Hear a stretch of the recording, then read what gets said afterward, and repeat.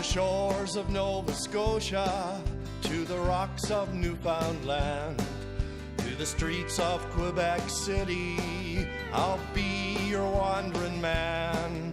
From the Gulf Stream of St. Lawrence out to the prairie song, up in the Rocky Mountains, I'll be wandering on. I'm wandering on. I'm wandering on. Singing your song. I'm wandering on.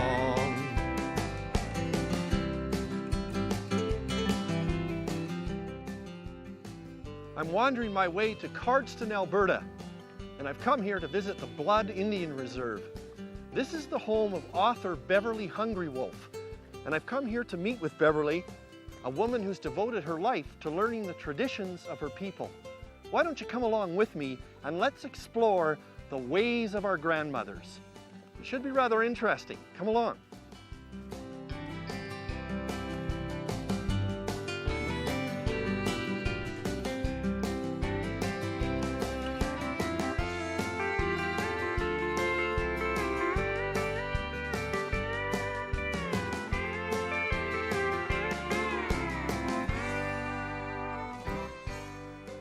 Author and teacher Beverly Hungry Wolf met me a half-mile from her home. While heading towards her grandparents' house on the Blood Reserve, she started telling me about the main teachings in her book, Ways of My Grandmothers. Soon we got to the house and started talking. This was my grandparents' house. I used to, now that I'm all grown up, I'm just amazed by it. I used to think it was a mansion. Sometimes there'd be 3 families living in here. Practically every member of our family lived in it, but it was my grandma and my grandpa's house. And this is where I ran to when I was getting a scolding or I didn't want to do work at home. I ran to grandma and grandpa, and they tell everybody, you leave her alone. She's going to be working all her life as a woman. Now that she's a little girl, you just leave her alone and let her be a little girl. So I didn't have to work. My grandmother was the person that I ran to confide in and to give me comfort right away. And she taught me to be a graceful person and to be kind to people. The reason I wrote The Ways of My Grandmothers was to bring to light some of the fallacies that were put upon Native women. Like Native women in general Canadian history, they were these people that were just drudges. We just had to serve our men, and that wasn't really the case. As Native people, the women did a lot of the work. The men took care of the horses, but the women had to do all the tanning. They're the caregivers, they're the givers of life. And so you have all this responsibility, which falls mainly on the shoulders of the women. Plus, they had to be a support role for the husband. If I want my glory, I have to make sure my husband looks good, dresses well, so that when he invites people into his lodge, it's clean, the children are well dressed, and his guests are well fed. That's where Native women got their glory. And what does your religion mean to you? My religion means that I'm practicing something that's from my heart, not something somebody puts inside of me. If I want to pray, I'll pray today. If I don't want to pray today, I won't pray. But it's my own conscience. I don't act holy for you. I act holy for myself. There's no entity out there except me and my Creator. There's nothing between me and my Creator.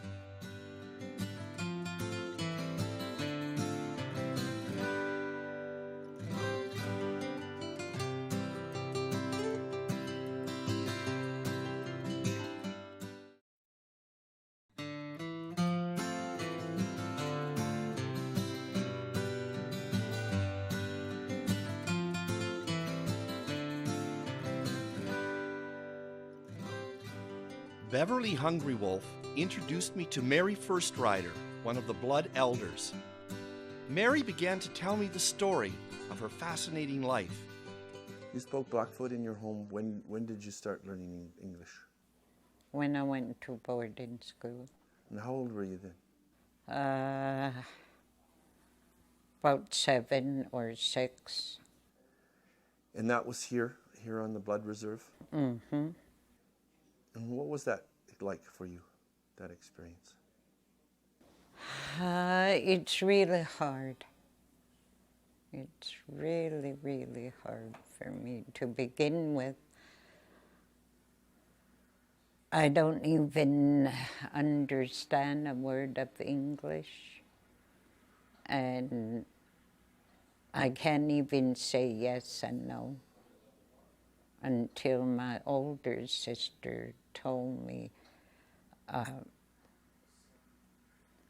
when that matron talks to you, just go like this to nod my head, or just go like that. That means when you nod your head, that means yes. Then when you go like this, that means no.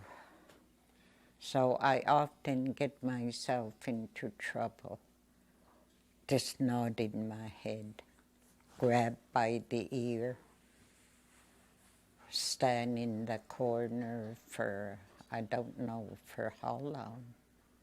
Sometimes I don't have supper, I just sent up to bed. And these are the experience I went through. And I was just scared all the time. What did you learn from your grandmothers? A lot. The way I learned a lot is listening, real good. And by watching what my parents, my grandparents, and if there's other elders, the way they talk, the way they do things. Because I know one day I'll be doing something like what they're doing. My mother or my grandmother didn't sit me down to tell me to watch them how they make moccasins, how to cook, just by watching. That's how I learned. And they were very pleased when I was able to do sewing and cooking or cleaning up. The way I was raised through my grandparents and my parents, there was 11 of us in our family, my siblings. And there was too many of us for my mom. So my grandparents took me and raised me. So I was the luckiest out of my siblings because I was raised by my grandparents. And that's how come, for me, I'll say, I learned way more than they did. And they show me a lot of things just by watching the way they do things.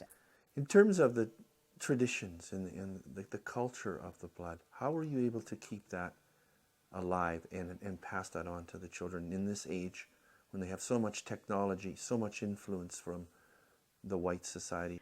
Well, for me, I don't keep reminding them. I don't say, you're going to do this, when we're supposed to be doing this. Or you don't know anything. Just an everyday, the way I talk to them. Like, yes, today, schooling. And I always tell them, you're lucky today. You're living in two worlds. What's the most important thing that the grandmothers have to pass on? The most important thing to me is how they raised me, how to do things, how to behave. Like I have to do things all the time to keep me going. I can't just sit on the couch and watch TV or not cleaning up or cooking, because I know myself, one of my grandkids will be coming in any time. Got anything to eat? Yes, I'm really proud to say yes. I've got panic. Or whatever I cook, I feed them, I offer them, or I don't tell them, do you want to eat? Or do you want tea? No, because it's my duty as a mother, a grandmother, just to know to get up and offer them something.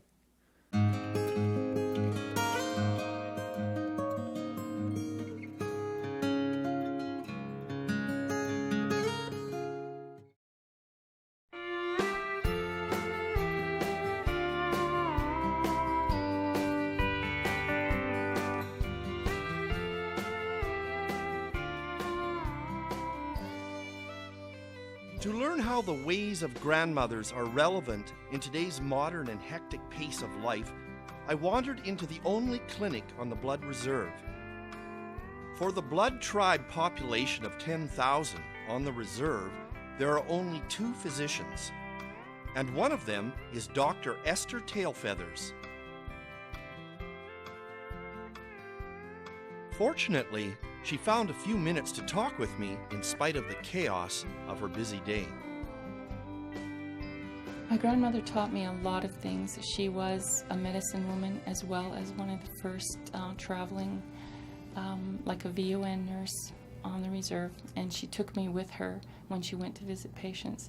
At that time there was a TB epidemic as well as influenza, so I often had to wait outside the house while she visited patients. But she taught me a lot about taking care of people and giving and helping people that are in need. And she also taught me that it's very important to be humble. And that was something that she taught most of her grandchildren. I then asked Esther, what are the main battles that she, as a doctor, has to fight every day in the clinic? We have a number of big problems. Basically the change in lifestyle and people not being able to control a number of addictions, eating addictions, which leads to diabetes, drinking, alcohol addictions, which leads to cirrhosis and violence. We have a big problem with family violence.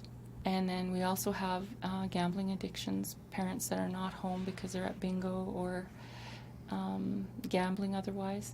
So we have a big problem with lifestyle issues which create health problems. One of the biggest problems is the amount of responsibility that's on women's shoulders. Grandmothers taking care of grandchildren almost full-time, worrying about their adult children that have problems, either alcohol-related problems, relationship problems, and or just finding a home to live in. So grandmothers here have a lot of responsibility, and I think many of them have ailing health. So I think a large portion of the stress falls on the shoulders of our older women. And I think that's something that we really need to address and take care of our grandmothers.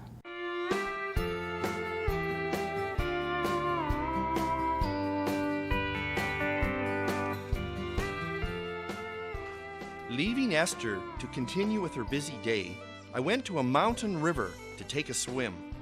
It was a hot one, and I wanted to refresh myself before my next interview.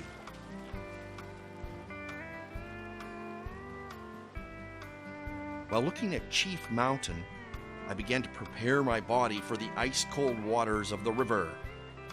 I was thinking about Blackfoot culture and how much we could learn from them. Meanwhile, my next interviewee was waiting for me. It would be Dr. Esther's sister, Olivia Tailfeathers. But first things first, so I put my hesitations away and I jumped in.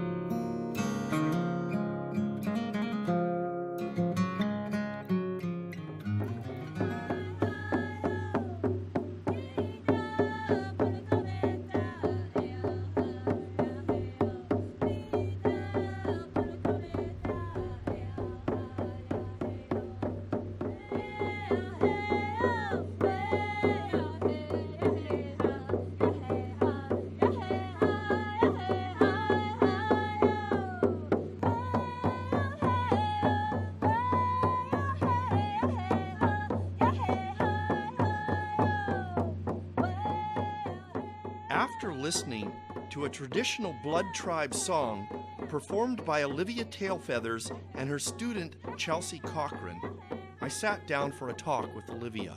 I'm a school teacher, a music teacher at the Kainai Middle School, also known as Taskisaput Middle School, which means Middle Plume. And I also work in the community as well as the school, and I work with youth from ages 12 to 25. And what do you teach the youth? I teach the youth songs, and these songs, I find that they are gifts. Singing is a gift for me, and so I compose songs from nature and other ways, sources where people get music, and I work on the songs and the drumming and the rhythms, and I teach these songs and rhythms to the young people of the Blood Tribe. I was born and raised on the Blood Reserve, and I was brought up in two worlds, the European world and the native world. I was also, a lot of influences have come through my grandparents and my grandfather, Fred Tailfeathers, and my other grandfather, Emo Wings, and my grandmother, Pretty Badger Woman. And these people were a part of my upbringing, and I learned a lot of the songs and learned about our culture through grandparents. My grandmother taught me, she sang to me when I was a child. She would sing songs to me and tell me stories about Napi, the trickster. And I treasure those songs, and that's where a part of me comes from. So I feel that I need to continue on in that realm of life through song. I've worked with many young women and young men to teach them about culture through singing, because singing has a lot to do with our emotions, and music is magic.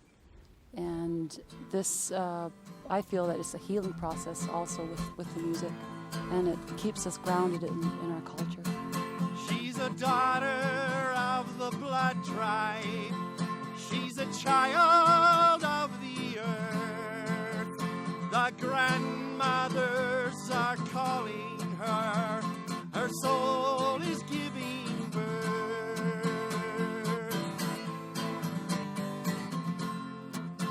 She prays to all my relations. She sings to earth and sky. Her feet upon the holy ground. Her hands stretched out to fly. Grandmother, oh grandmother, hear me when I cry.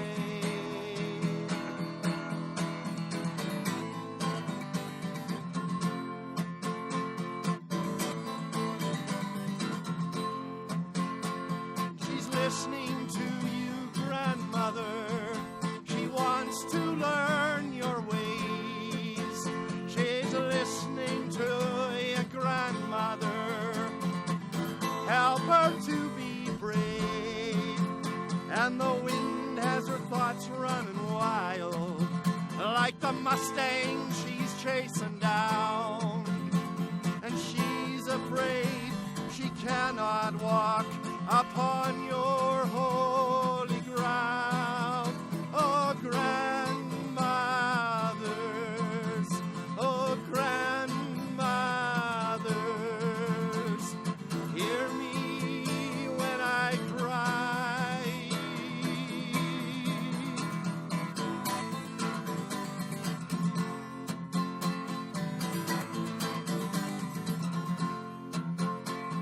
Granddaughter, don't fear the storm. Learn the power of the trees. Oh, bend with the wind, yield to the storm. Let it go, let it flow, let it be. Grandmothers, oh, grandmothers, hear me when I cry.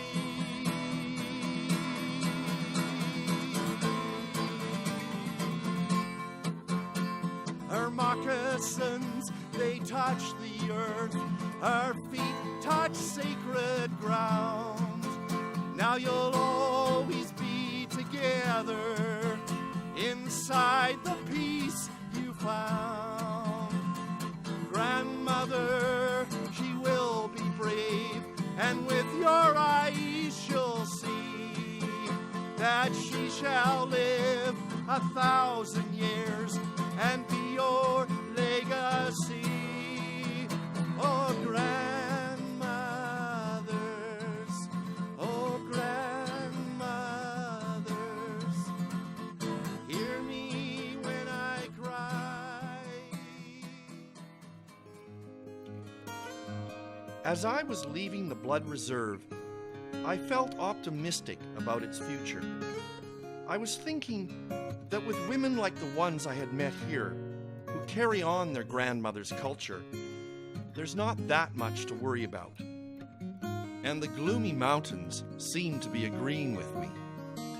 But then I heard a new song in the wind, and I knew it was time to wander on.